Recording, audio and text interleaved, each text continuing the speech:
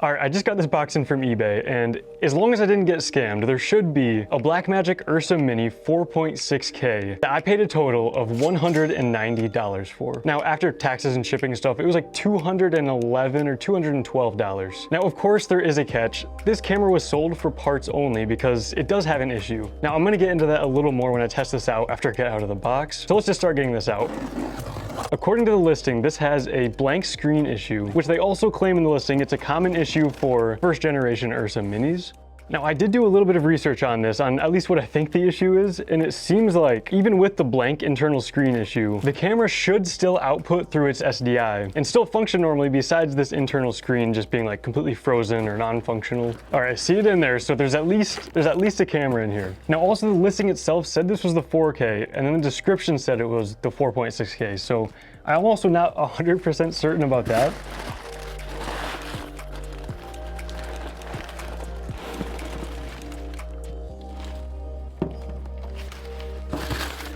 All right, that's everything in this box. All right, so there is a camera. It is a Blackmagic Ursa. Now let's just make sure this is the 4.6K. Oh, I actually just noticed the 4.6K logo. So this is an Ursa Mini 4.6K. Luckily, it has a V-mount plate in the back, so I can just put one of my V-mount batteries right on this and test it out. And so besides the screen issue with this camera, it also says the right audio doesn't work. So I'm guessing that's like the right XLR input. And that's the only issues this claimed to have. And honestly, condition-wise, I mean, it looks pretty decent for a 10 or more year old camera at this point. And the screen itself doesn't look damaged in any way. Let's check out the sensor. Oh yeah, the sensor looks fine. There's a little dust in there, but nothing I can't clean off.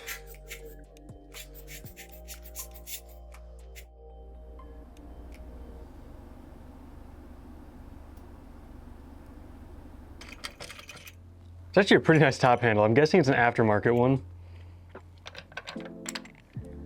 All right, my initial thoughts though, I'm pretty surprised by the condition of this. So of course, all we got left to do is test this thing out and see if we can record any footage on this and hope we get ourselves at least like, an 80 to 90% functional Ursa Mini 4.6K for about $200. All right, let me grab a V-mount and a monitor and we'll get this thing tested.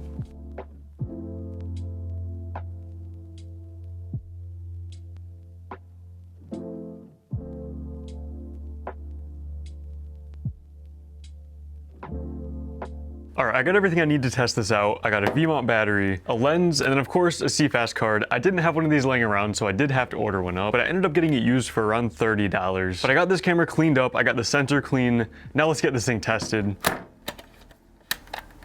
And also, just in case I need it, I have this SDI monitor here. But first of all, let's just power this thing on how it is and see what happens. In 3, 2, 1.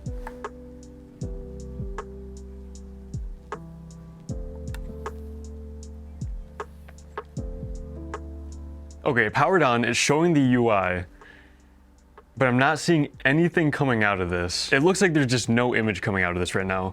Oh, it stopped again. I don't know if you saw that. It's kind of doing things. Now it's showing a standard image. Okay, it's still going strong. Let's see. Oh, it is touchscreen, okay. 60 FPS, 50, 30, 29. I want to see if this happens on an external monitor as well. I guess that'll be the real test to know if it's something with like maybe the ribbon cable going to this monitor or if it's something deeper inside the camera causing an issue. You can see down there, it looks like it's showing the exact same thing as, oh yeah, there we go. That is unfortunate. I am pretty sure that just straight up takes away any ideas of it being an issue with the monitor, the flex cable or ribbon cable going to the monitor, anything like that. See, I swear, sometimes when I bump the camera or move it a little bit, it'll change. It probably is something internally, whether it's the sensor output or, somewhere inside this camera, the signal is just getting messed up somehow. All right, I want to format this card real quick before I record anything. My intuition is that it's going to record this in, but since it's happening right now, I'm going to go ahead and hit record. There we go, it's recording. Okay, I haven't seen this happen yet. So the internal screen's black now, and this one's pure white. I just hit record again, and this changed from a red light to just a white light. So I think it was still recording, but the internal screen's just dead. Let's try to play back what we just recorded. Would you look at that? The first frame on this is already showing that issue, so let's hit play. Look at that. So it's definitely recording this issue directly into the camera here.